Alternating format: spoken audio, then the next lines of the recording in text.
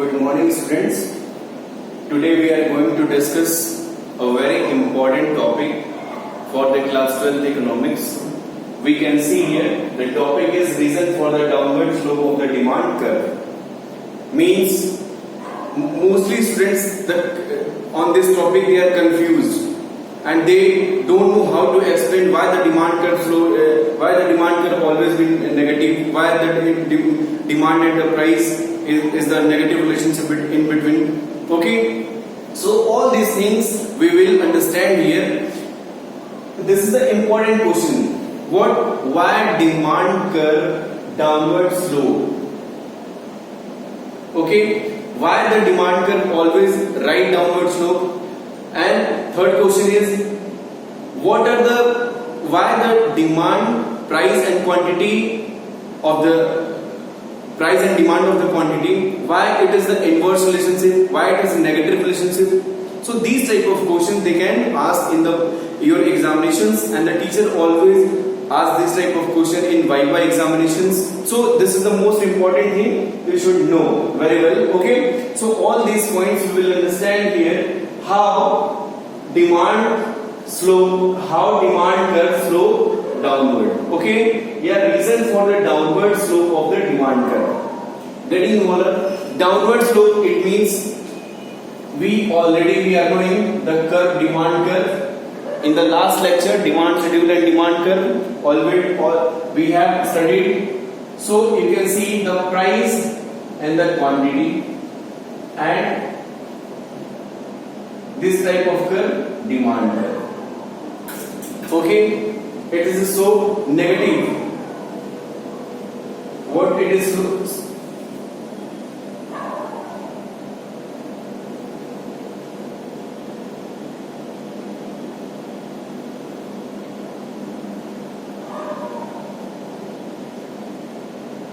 Demand curve. Getting over. So why you are seeing in this picture the demand curve is going downward side? So why it is happening like this? We will understand in this topic. Getting over. So first reason for the downward slope of the demand curve is law of diminishing marginal utility. Law of diminishing marginal utility in the class 10th. याद आया क्या? Law of diminishing marginal utility का मतलब क्या हुआ कि जब हम सेटिस्फाई हो जाते हैं तो क्या होती है, मार्जिनल यूटिलिटी ऑफ उस प्रोडक्ट की क्या होती है, जीरो हो जाती है. When the satisfaction will be maximum then the marginal utility of that commodity will be zero. Means अब हम उसको एक लिमिट तक ही ले सकते हैं, यानी उसी लिमिट तक ले सकते हैं जितना जब जहां तक हम सेटिस्फाई हो जाते हैं. तो इसका मतलब क्या, जब हम संतुष्ट होते हैं उसके बाद उस चीज को हम लेना पसंद नहीं करते. तो इसका मतलब क्या हुआ? मतलब ये हुआ if we will talk in keywords, marginal utility of the commodity is equals to price of the commodity. Means उतने ही प्राइस तक हम उसको खरीदना चाहते हैं जहां तक उसकी मार्जिनल यूटिलिटी जीरो हो जाती है या फिर सेटिस्फाई कर देती है किसी पर्सन को. तो ये क्या है, मतलब क्या हुआ कि जब वो मुझे सस्ते दाम में मिलेगा, means if the product price of the product will decrease then I will go for the bulk amount. Okay, if the price will high then what, demand will move this side. Getting over. If the price will down, the demand will move this side, and if the price will high, the demand will go upside. Demand will what? Demand will start to decrease. So there is a relationship between price up, demand down, price low, demand up. So this law of diminishing marginal utility it says. Getting over. Second reason, income effect. Income effect. Okay, if we talk about income effect, how income effect? The second reason is income effect. Okay, suppose I want to give one example. Suppose I am earning 100 rupees. what amount of commodity? 100 rupees I am getting. Okay, my earning is 100 rupees and I am taking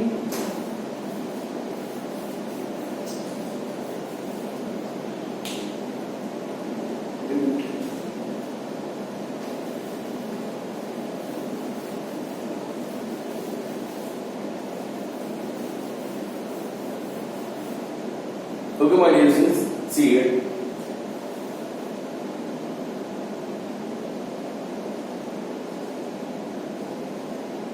Price up, real income, price down, real income up, and demand will up. Price up, real income down, and demand also down. You can make this chart on your in the topic income effect. You can write what when the price will decrease. in income effect की मैं बात कर रहा हूं, जब price घटेगा, किसी भी प्रोडक्ट की प्राइस घटेगी तो मेरा रियल इनकम मीन्स जहां मैं 100 रुपए में 2 किलो एप्पल खरीदता हूं, when in 100 rupees I get 2 kg Apple, okay, और उस एप्पल की कॉस्ट 40 रुपीज पर केजी हो जाती है, means price of the commodity decrease हो जाती है। मतलब एप्पल 50 रुपीज में था, 50 रुपीज में मिलता था, 50 रुपीज में मिलता था, और जब ये 40 का हो जाता है, 40 रुपीज पर केजी हो जाता है, मीन्स डिक्रीज हो रहा है, ये प्राइस डिक्रीज हो रहा है, तो मेरी बचत क्या हुई? मैं 100 रुपए खर्च करता था 2 किलो एप्पल के लिए, करता था, तो 40 रुपीज पर केजी अगर उस एप्पल की वैल्यू हो जा रही है तो मेरी रियल इनकम बढ़ जा रही है कितना? 20 रुपए की मेरी बचत हो रही है। कितने की बचत हो रही है? 20 रुपीज मैं बचा ले रहा हूं, मतलब मुझे 80 रुपए में 2 किलो एप्पल मिल जा रहा है। तो उस 20 रुपए में मैं और ज्यादा एप्पल खरीद सकता हूं कि नहीं खरीद सकता हूं? या उस 20 रुपए को किसी और प्रोडक्ट की डिमांड में खरीद कर सकता हूं? तो देखिए, price is going to start decrease, real income increase, मेरी इनकम बची और फिर मेरी डिमांड ऑटोमेटिकली बढ़ गई। So what it explain? It explains income effect. It means it is the negative relationship between price and demand. Getting over? अच्छा, वही चीज second, when the price is start to going up, suppose the 50 rupees per kg, तो 50 rupees kg मेरी income है, nothing, मतलब कुछ में नहीं बच रहा मेरे पास, और जब कुछ नहीं बच रहा है तो मेरी डिमांड भी घट गई। हो सकता है मैं उतना ही 100 रुपीज के एप्पल लूं, मेरे पास कोई पैसा नहीं है तो मैं बस स्पेसिफिक चीजों पे खर्च करूंगा। आप देख रहे हो ना, जब प्राइस घट रही है तो मुझे मेरे 20 रुपए बच रहे हैं, मतलब 50 रुपए किलो वाला एप्पल जब 40 का हो जा रहा है तो मेरे 20 रुपए बच रहे हैं, तो 20 रुपए का खर्च मैं डिमांड पे करूंगा और ज्यादा एप्पल दे सकता हूं। लेकिन जब वही एप्पल 50 रुपीज पर केजी में मिल रहे हैं तो मेरी रियल इनकम क्या है? 0 है, ठीक है, और जब 0 है तो मेरी डिमांड भी, मैं जब मेरे पास इनकम ही नहीं है तो मैं डिमांड कहां से करूंगा? So this is the income effect. Second reason is the income effect. Okay, third reason substitution effect. Substitution effect what would be? Substitution effect means getting tea and coffee. This is the best substitute goods. Substitute goods याद है class 10 economics, already we have studied tea and coffee. Suppose the price of the tea is high, then हम T के बदले जब T की value बढ़ जाएगी, जब टी की प्राइस बढ़ जाएगी, तो हम कहेंगे यार उसी दाम में कॉफी मिल रहा है, व्हाई नॉट कॉफी। तो हम क्या करेंगे, कॉफी के लिए स्टार्ट कर देंगे, कॉफी पीना स्टार्ट कर देंगे, यानी कॉफी की डिमांड बढ़ जाएगी। तो price of the substitution effect, इसको क्या कहते हैं, substitute effect, substitution effect. Getting वाला, जब इसकी बढ़ रही है तो टी की डिमांड कम होगी, कॉफी की बढ़ जाएगी। क्लियर? तो इसी को क्या कहते हैं, सब्स्टिट्यूशन इफेक्ट। और ये क्या होता है, प्राइस इफेक्ट। प्राइस इफेक्ट मतलब इस पे इसका कीवर्ड क्या हो गया, price effect is equals to income effect plus substitution effect. Third, fourth reason, increase in the number of consumer, increase in the number of consumer, increase in the number of consumer।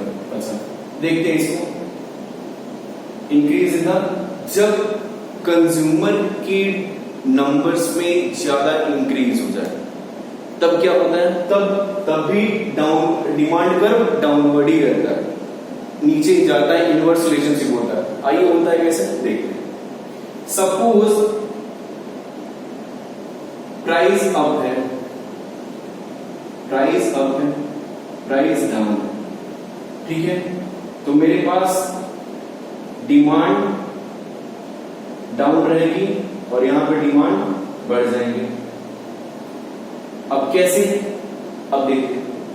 जब मेरी price up रहेगी मतलब price मेरी बढ़ेगी, when the commodity of price will increase, the demand of that commodity will decrease. मेरे पास जो customer है वो भी मुझे छोड़ के भाग जाएंगे।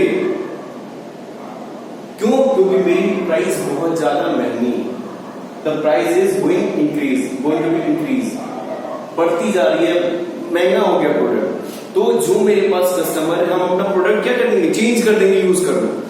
लेकिन जब हमारी प्राइस घटेगी तो मेरी डिमांड बढ़ेगी, जो नए कस्टमर मेरे बन जाएंगे। क्योंकि क्या, उस अगर किसी प्रोडक्ट की प्राइस गिरती है तो क्या होता है, उसके साथ नए कस्टमर्स भी जुड़ जाते हैं। तो इसको क्या कहते हैं, when the increase in the number of consumer, when the price will go upside then demand will start to decrease, and when the price will going to decrease, the demand will go to upside. Means when the price will go downside, the new customer will also increase. New customer सब जुड़ते चले जाएंगे आपसे कि वो सस्ता है और सामान अच्छा है, हम उस प्रोडक्ट को यूज करेंगे। और जब प्राइस बढ़ेगी तो जो कस्टमर है वो भी घट जाएंगे। तो ये भी क्या है, एक नेगेटिव रिलेशनशिप बताता है। हम पढ़ क्या है, नेगेटिव रिलेशनशिप, इनवर्स रिलेशनशिप। सो क्या ये भी एक्सप्रेस करता है, increase in the number of consumer क्या दिखाता है, ये भी इनवर्स रिलेशनशिप है प्राइस और quantity demand. Several uses of commodity, multiple use, several use of the commodity. जैसे मान लीजिए इलेक्ट्रिसिटी है, मिल्क है, बहुत सारी चीजों में हम यूज करते हैं। There are multiple use of that type of product, okay. और हम उस क्या पाते हैं, जब प्रोडक्ट की प्राइस बढ़ जाएगी, प्रोडक्ट की प्राइस बढ़ जाएगी तो हम क्या करेंगे, उस प्रोडक्ट को बहुत स्पेसिफिकली यूज करना स्टार्ट कर देंगे। क्या करेंगे, we will start to use that type of product according to very specifically. It means जो मेरी प्रायोरिटी होगी हम वही खत्म यूज करेंगे। जैसे सपोज बिजली की कॉस्ट बहुत ज्यादा बढ़ रही है, हम बिजली को कहाँ यूज करते हैं, फ्रिज में, टीवी में, एसी में। तो हम क्या करेंगे, अपनी प्रायोरिटी के बेसिस पे हम बिजली को स्टार्ट कर रहे हैं यूज करना स्टार्ट कर देंगे। चाहे दूध की कॉस्ट बढ़ गई तो हम क्या करेंगे, उस दूध को जो कॉस्ट बढ़ जा रही है उसको हम क्या करेंगे, अपनी प्रायोरिटी के बेसिस पे उस मिल्क को यूज करना स्टार्ट कर देंगे। गेटिंग बोला। लेकिन जब प्राइस कम हो जाएगी, प्राइस डिक्रीज हो जाएगी तो क्या हो जाएगा, यूज करो यार, जितना मन करे उतना करो। 5 रुपए का तो मिलता है, 1 रुपए का तो मिलता ही। तो क्या है, several use of that commodity, ये भी क्या है, क्या बताता है, इनवर्स रिलेशनशिप होता है, नेगेटिव रिलेशनशिप होता है प्राइस और क्वांटिटी डिमांड। गेटिंग बोला। सो हम क्या पढ़ रहे थे, हम ये पढ़ रहे थे reason for the downward slope of the demand curve. मतलब डिमांड कर्व क्यों नेगेटिव ही जाता है, क्यों डाउनवर्ड जाता है, इसके 5 रीजन है। एक बार फिर मैं इस चीज को रिवाइज करते हैं, इसके कितने रीजन है, there are 5 reasons. Okay, first one is law of diminishing marginal utility. जब हम सेटिस्फाई हो जाते हैं तो हम क्या करते हैं, मेरी एक आवश्यकता के अकॉर्डिंग हम उस चीज को ले पाते हैं और उसके अकॉर्डिंग उसके ज्यादा नहीं लेंगे, ठीक है ना। मीन्स जब प्राइस घटेगी तो हम ज्यादा लेंगे, जब प्राइस बढ़ेगी तो हम कम लेंगे। क्लियर। दूसरा इनकम इफेक्ट। इनकम इफेक्ट में क्या है, प्राइस किसी भी चीज की प्राइस घटेगी, मेरा रियल इनकम मेरी बचत बढ़ जाएगी तो उस बचत को हम डिमांड पे खर्च करना स्टार्ट कर देंगे, और जब प्राइस बढ़ेगी तो मेरी रियल इनकम जीरो हो जाएगी, घटेगी, और फिर हमारे पास कोई डिमांड नहीं रहेगी। तीसरा सब्स्टिट्यूशन इफेक्ट। सब्स्टिट्यूशन इफेक्ट में क्या है कि जब हमारे किसी भी सब्स्टिट्यूट गुड्स की या जो मेरी पर्टिकुलर प्रोडक्ट की डिमांड बढ़ जाती है तो हम सब्स्टिट्यूट गुड्स की तरफ भागते हैं और उस प्रोडक्ट की प्राइस, उस प्रोडक्ट को हम यूज करना स्टार्ट कर देते हैं। Increase in the number of consumer. हाँ, जब प्राइस बढ़ती है तो हमको मेरे जो कस्टमर है वो भी मुझे छोड़ के भाग जाते हैं, जब प्राइस घट जाती है तो और मेरे से नए कस्टमर जुड़ जाते हैं। तो ये भी क्या है, इनवर्स रिलेशनशिप बताता है, नेगेटिव रिलेशनशिप बताता है इस चीज को। Several use of the commodity. Several use मतलब multiple use of the commodity. हाँ बिल्कुल, multiple use of the commodity है। तो हम क्या करते हैं, जब प्राइस ऊपर रहती है तो हम उसको एक लिमिटेड वे में यूज करते हैं, बहुत स्पेसिफिकली यूज करते हैं, लेकिन जब प्राइस सस्ती होती है तो हम झूम के यूज करते हैं। Clear. So hope you all are getting all this points, reason for the downward slope of the demand curve and what is why the price and quantity demand always inverse relationship। so इस प्रकार के question negative relation होता है, inverse relation होता है। इस तरीके के अगर कोई भी क्वेश्चन पूछता है तो आप फटाक से 5 पॉइंट आप बोल दोगे। क्या रीजन है, law of diminishing marginal income effect, substitution effect and increase in the number of consumer and several use of commodity. ये पांचों पॉइंट आपके एग्जाम में आपको लिखने मोस्ट इंपॉर्टेंट है।